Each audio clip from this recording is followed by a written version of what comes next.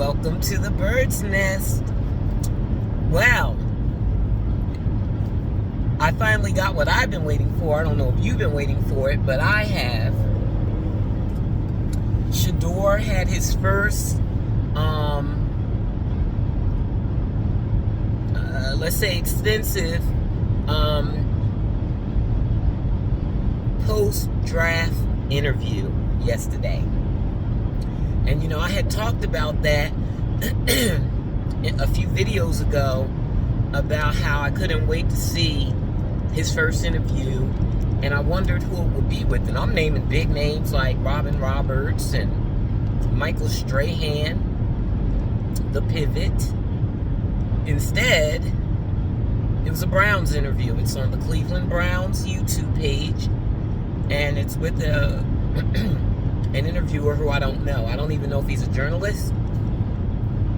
Maybe he's a Cleveland Browns beat reporter. I don't know. I have no idea who he is. Sorry, guys. So, it was a great interview. He's still very guarded. He's not his full self yet, but he's coming out slowly but surely. And I believe that once he gets that franchise quarterback job that is coming, then we will see the full him. But for now, he's got to play the role. But he still spoke some of his truth. I don't want to give away too much of it, because I'd like you to watch it. All this engagement that Shedeur gets, whether it's good or bad, comments or stories, it's all good for his brand. He is known as polarizing, and it's okay for him to be polarizing. So I would like for people to look at that video and me not ruin it by giving everything away. I will say that he mentioned how he processes information. I'm sure you probably don't know, even though I've mentioned it a couple of times when this topic comes up, that I did a video on how he processes information after hearing over and over and over again about his issues at the whiteboard, and then having watched the Man Under Center 1 episode of the Man Under Center documentary that the Browns put out, where Bill Musgrave said the special concessions that he has to make for Shedeur. And Shedeur spoke about that. And I said, oh, okay, I was right, but it wasn't that I was right. I got the information from everybody else. Everybody else was saying it. The whiteboard thing, it kept coming up, and everybody was like, you mean to tell me he been playing football all these years and he got problems at the white? Yes, guys, he learns differently. And he spoke about that in detail in this interview, and I really appreciated that, and I hope that it gave people a little better understanding of him.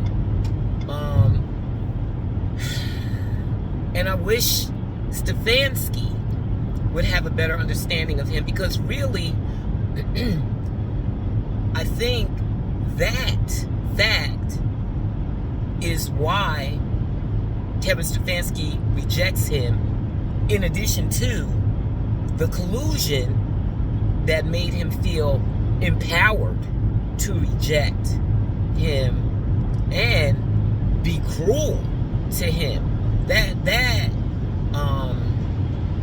that was another thing that Shedeur mentioned, that, it took prayer and faith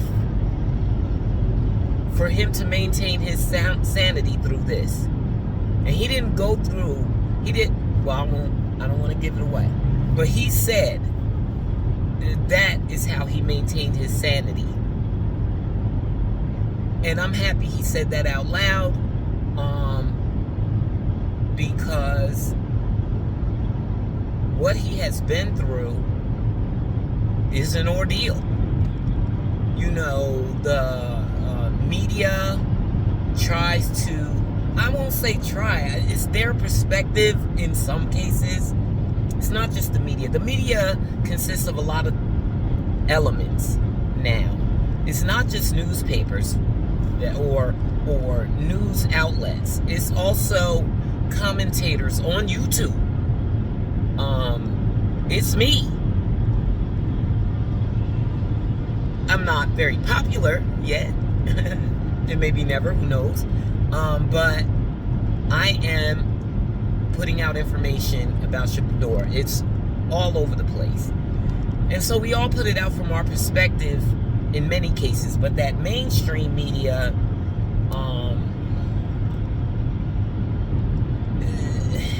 they're more driven by clicks and views, like reality shows. So they got to make it exciting and say things that are salacious to try to fuel engagement. And it's like nothing to them, but it's everything to him. That he's being torn down by these people. So it's a very good interview. It's really awesome, and it allows you more insight into who Shedeur is.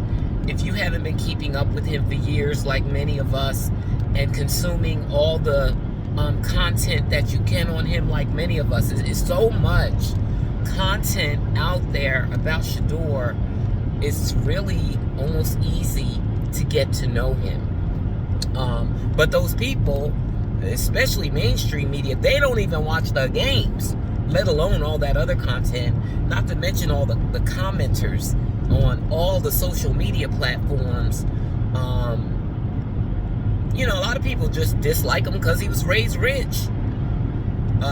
You know, so, you know, what can you do with that? But to have it all happening, it's so many layers to it. You got the draft where he was clearly colluded against. Clearly. And he's going to prove that more and more. Last week was just the start of where Shedeur is going in the league. He's going to be special, like most of his long-term fans knew. He's going to be special. He's different. He's unique. He will be an elite quarterback in the NFL. For that reason, I muted Cleveland media, and I kept him muted because even as he plays, they still aren't there yet. They still are coming with the narratives. That's another thing. They're still coming with the narratives that are false, that are fed to them. Mary Kay still being fed nonsense by Kevin Stefanski. Except now, instead of, I haven't heard it in a while. I only can hear from Mary Kay when other people post her because I muted her. So I don't know what she's saying all the time, and I don't want to know. But I saw something yesterday. One of the, another super fan, I guess you'll call it, on Twitter of Shedeur's had posted Mary Kay. Oh my God, this is one of the more ridiculous things that she has said, in addition to calling Shedeur slow. That will never. There'll never be anything that she says worse than that. But this was pretty stupid. She's now coming out with, and this comes from Stefanski, guys. Shedeur came up slower. And now, they've been working with him, and he's really, really coming up extremely fast all of a sudden. Coach Prime said you a bold-faced lie. He commented on it. I'm so happy. I want them doing more of that. Pilar came out and called those Wildcat plays ridiculous. She made many comments during the game about the Wildcat that I didn't see, and I follow her too. I'm gonna have to turn on notifications for her. She deleted it, but my boy Grizzer saw it and he reported on it. I'm happy that they're speaking out. Bucky's speaking out. Boog's speaking out. They starting to speak out and stop just sitting down taking it. I even saw, I mistakenly watched a couple of Cleveland media YouTube channels while I was getting ready this morning. Mistakenly. Because I said I can't watch Cleveland media. They trigger me. But I mistakenly did it this morning because, you know, I know they're celebrating Shedeur. But once you do that, you got to put up with they still talking about taking a quarterback in the draft. Which I know the Browns are not going to do. Andrew Berry's not doing that. I know he's not doing it. That's well, of course I don't know it, because I don't know Andrew Berry. But based on his actions, he is Team Shedeur, and Shedeur's proven him right, so they're not taking a quarterback in the draft. But Cleveland media is still talking about that. And they're scared.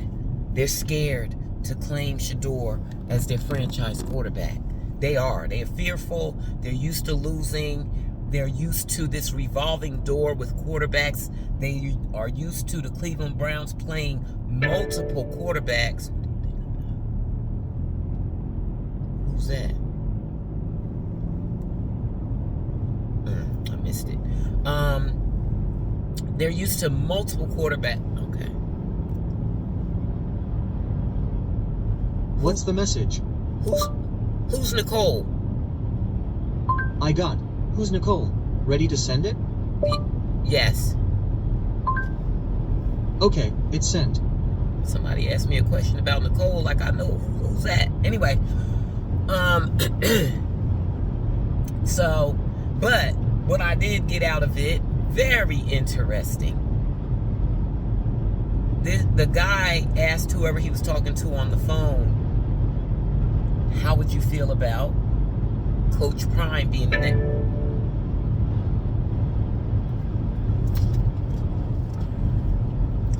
How would you feel on what? BTG. Oh, sorry, guys. Hold on, let me pause. Okay. He was talking about Beyond the Gates, y'all. That's my Beyond the Gates watch partner. Anyway, he said, how do you feel about Coach Prime being the next coach of the Cleveland Browns? I don't believe Coach Prime is going to do that. But it's always a chance. But I don't think Shedeur wants Coach Prime to be his coach. I don't know. I could be wrong. Because to me, he should want him to. Because if Coach Prime is the coach, he can be his full self. That might be what it takes. But the guy on the phone said, I'm open to that. I'm open to that. I was very shocked by that. I had never heard a media person talk about Coach Prime becoming the coach of the Cleveland Browns. And although I thought about it because I knew that it would allow Shedeur to be his full self, that's the only reason that I thought about it.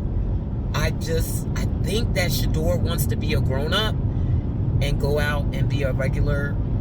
Oh, look, I missed my exit, guys. It looks bad anyway. I think he wants to be a regular quarterback, and he doesn't want to be the coach's son. But I could be wrong because of what they have put him through. He may be open to it now. But I thought that was very interesting. What do y'all think? Do you think that's ever even a possibility? It would certainly light Cleveland on fire. I mean, Shedeur is already doing it. If you bring Dion too, oh my God, Cleveland would be on fire. Just like Colorado. I don't think that Coach Prime is leaving Colorado. And I don't want him to leave. I want him to accomplish his goal, which is to win without Shedeur. He, like Kevin Stefanski, kind of squandered that last season. This season that just passed, because for whatever reason, I mean, he picked Juju, and Shedeur handed the keys to Juju literally, and then he took Caden Salter, and he kind of did Juju like Stefanski. Well, it's kind of, not totally. Did Juju like Kevin Stefanski did Shedeur. Totally different, though, of course. Totally different. I guess he thought that Caden gave him the best chance to win, even though he didn't really, there's really no reason for him to think that. I know he's very strong on how you perform in practice is how you're going to perform in the game. But that's not necessarily true, because obviously Caden was performing better than Juju in practice, but he wasn't in the game. Juju is better than Caden, and so he wasted a season when he could have. Omarion could have balled out this season with Juju like he could not with Caden, who doesn't pass well and doesn't run as well as you thought. So that just was interesting that, you know, he held back Juju just like Stefanski held back Shedeur, except Stefanski did it for, you know, nefarious reasons, which I, at this point, chalk up to cronyism. It's clear that him and Dillon Gabriel are friends. They have the same agent, and Kevin Stefanski put cronyism before the team, and he needs to be fired. He needs to be fired, because his cronyism cost them the season. His cronyism cost the development of Shedeur and ruined his rookie season. His cronyism cost injuries. His cronyism cost Jimmy Haslam millions of dollars in unearned salary to Dillon Gabriel. So he needs to be fired. And I really believe that he'll be fired. There is something to the fact that Andrew Berry and Jimmy Haslam have been missing in action. They ain't talking. They're letting Kevin wear this. So, I think he's gone. I don't know what's going to happen after that. This is going to be a very interesting offseason. I'm actually excited for the season to get over with. But we got to see Shedeur go through these last 4 games, which are, I love that they're against tough teams. Bengals are not so much a tough team, although they have a great quarterback. So I do like that. And I'm interested to see how well he does. He now knows that he can trust himself. You know, he just let that ball go. Even though he hasn't been able to learn his wide receivers in the way that he is used to. And he'll eventually get to that. But now he knows you don't need all that like you thought you did. You need to trust those professional athletes to get to where you want them to be. Right? You just got to trust it. As hard as it is for him. He mentioned that in his interview, and he's been mentioning that in damn near every presser. How hard it is for him to trust them without getting to know them first. You don't have the opportunity to get to know them because Kevin Stefanski would not let you. Although, as I told you guys in the previous video, Tommy Rees said that Shedeur is making them run plays over and over again. See, that's what Stefanski doesn't like about Shedeur. And that's why he put out that narrative through Mary Kay that Shedeur learns slow. Guess what? Shedeur wouldn't learn slow if you could create a system to accommodate your franchise quarterback talent, right? You have to accept that he learns differently than other people. And then you have to implement a system to teach him in that way. And if you would do that, he wouldn't take forever to learn, and he wouldn't have to harass you in your office every morning. Found out that in the interview too. Because multiple players have said when they come in every day, Shedeur is in Stefanski's office. So the interviewer asked him, "What are you doing in there?" Shedeur said, "I have questions." And he explained to him how he learns things. And if he can't be allowed to see it in action, then I'm going to have 50 million questions, bro. So every morning, he goes in and asks Stefanski questions to get clarity in his mind, where his mind can accept it. And instead of thinking that that was commendable, that he would go the extra mile, Stefanski used it against him and told Mary Kay that he was slow.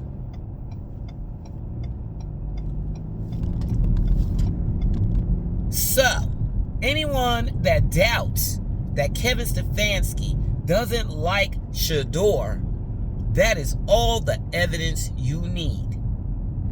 The simple fact that he feeds these narratives about Shedeur to the media is horrible. Horrible. That he has to deal with that all while balling out in practice. Everybody's seeing that he's him. And you holding him back and putting lesser quarterbacks out there. Not only was that damaging to Shedeur, but the other players as well. This man is not putting us into a position to win intentionally because of cronyism. I wonder if they like Dylan. Because Dylan and his little girlfriend sure were happy to take advantage of that privilege. Or maybe they were up to a point. Did Dylan really have a concussion? Or did he just say he had a concussion? Because he was tired of getting killed in the media. Sorry. He tried to... Boy, if I want to get in, I'm getting in, honey. I be riding with New York City cab drivers. Anyway.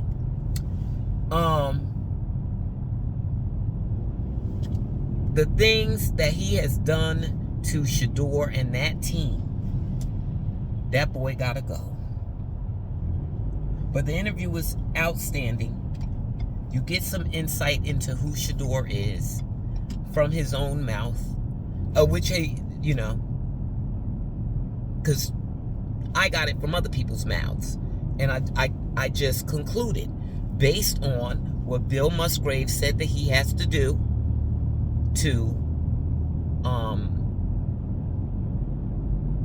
teach Shedeur or plays. Like Shedeur running through plays on a whiteboard. No, you can't do that with Shedeur. Shedeur doesn't want to see it.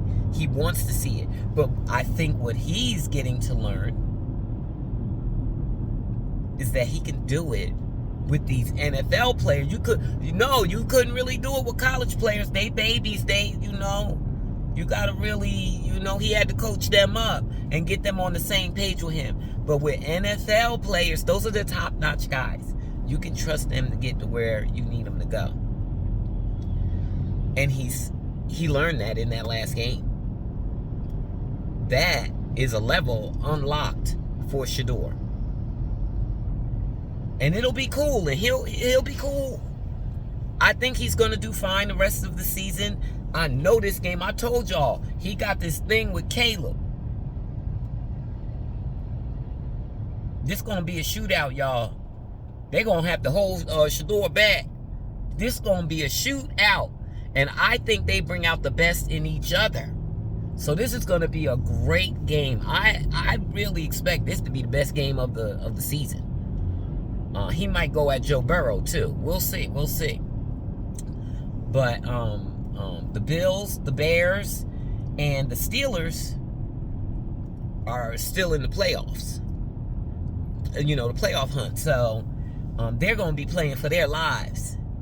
That's great for Shedeur. Those are great reps for Shedeur. So I think this is going to be great. I think he's going to continue to prove himself. As long as he remembers in the back of the mind, I can trust these guys. They're going to get there. They're professionals and they're great. So I can trust them. Let me just go ahead and throw the ball. And as long as he keeps doing that, I think he's going to be okay, and he's going to win that franchise quarterback job in these last 4 games. I believe that. And then next season, I can listen to Cleveland media. Because right now, while they still on that drafting a quarterback, and he hasn't proven he's the franchise quarterback. He hasn't proven that we need to go with him next year. You don't have to call him the franchise quarterback, but you do need to go with him next year. Because you got to find out what he has after spring and summer of development in OTAs, mandatory minicamp, and training camp. He's earned that, in my humble opinion, because Kevin Stefanski wasted the opportunity to develop him this season. Shedeur had to force himself on Kevin Stefanski by showing up to his office every morning early. And then be kicked down for that and not give a damn. Not give a damn that Kevin Stefanski was doing that to him and still took his butt in there. Continues to take his butt in there every morning. You gonna teach me this stuff. Now, I done showed you what I need and you don't want to implement it, then you gonna teach it to me yourself. What is it that you want from me? Make me understand. If you don't want to show it to me, you got to explain it to me however many times it takes. They were also talking about this dumb idea that no coach wants to coach Shedeur because they didn't draft him. They didn't draft him because it was collusion. I bet you $1 million. Steelers. Mike Tomlin. I bet you he probably done punched the wall over the fact that he was not allowed to draft Shedeur. This was a decision that the owners made, not the coaches. Shedeur will not be drafted because he has an off-putting personality. He's too different and cocky and arrogant, and he thinks he knows everything, and he keeps coming in here telling us that he's gonna change our loser culture. How dare he? Any coach worth his salt wants that. And if you're gonna come to the Browns, you better get used to it, because Shedeur done already instilled that in the rookies. I done heard them, at least 2 of them, parrot those same words. Changing the culture. That's Shedeur's words. Because he's a leader. They've been saying that since before he was QB1. Using his words because he's friends with those rookies. So, check out the interview. You know me, I can go on a Shedeur rant in a minute because I just got to stay away from the Cleveland media. And now everybody's trying to fight for Stefanski now. No, and it doesn't matter. Keep fighting for him all you want. Too late. He's gone. Haslam and Barry's actions are showing you that. They done showed y'all in so many ways. Y'all swear it's a conspiracy, just the things that's happening in your face. They refuse to talk to the media. I love it. I love it. I love it all. Andrew Berry ain't going nowhere. It don't matter what y'all think. He done drafted the best rookie class in the NFL this season and potentially in quite some time. They were on Ultimate Cleveland Sports. They went over fantastic rookie classes, but you know, they were naming classes where maybe 3 guys were fantastic. Fannin is fantastic. Quinshawn is fantastic. Shedeur is fantastic. Samson is good. He ain't fantastic, but he may get there. Schwarzinger is fantastic. Mason Graham is good. How many was that? 4 or 5 that were fantastic. Andrew Berry did that. So now he got to go out there in them streets and get him a wide receiver and some O-linemen. That's the first priority. But I think they need depth at some places. Oh, yeah, they need a tight end, too. Because they're not renewing Njoku. So, or it doesn't seem like they are. Or maybe they will for, you know, if he's willing to take a lesser contract. Who knows what's going to happen with Njoku, but it looks like he's gone. So they need a tight end also. Harold Fannin Jr. Can't be the only good tight end on the team. So they need that too. Just a little later. They don't need it as urgently. Then again, since Shedeur got out there, everybody looks better. That offense that y'all said sucked, they doing good for Shedeur. And they backups that they got in there right now, because for some reason their O-line is always injured. But they're doing good for Shedeur. I can't give the wide receivers a lot of credit. Jerry Jeudy did catch that one pass. But Harold Fannin had the most targets in that game. And he's good at catching them. He caught 8 of 11 attempts in Sunday's game. So, but Shedeur keeps downplaying that. Well, it's not that he's downplaying it. That's actually the truth. It actually is the truth. Because he will spread it around, just like he did at Colorado. He threw the ball.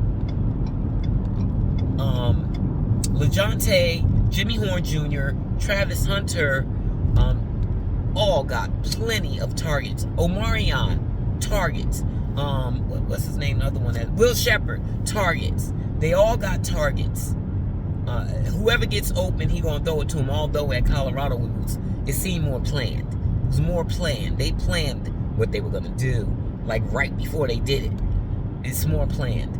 But in NFL, he got to make the read. Whoever's open, that's who he throwing it to. Catch this damn ball.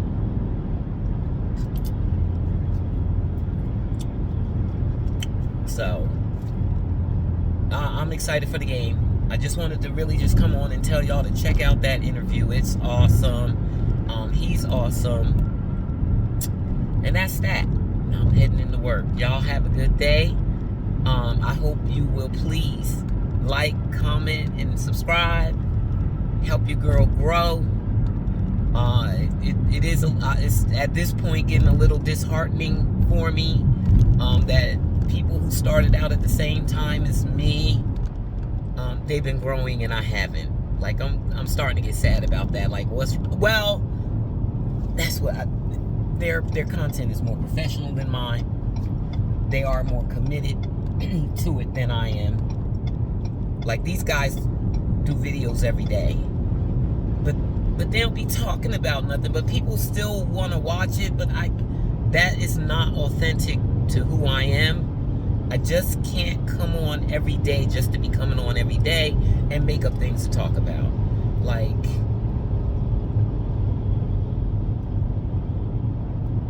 and I can't even really talk about other things because I'm only freaking watching the Browns. Ooh. Anyway, that's it. Y'all have a good day. And don't forget to like, comment, and subscribe. Thanks for watching, guys. Again, mwah.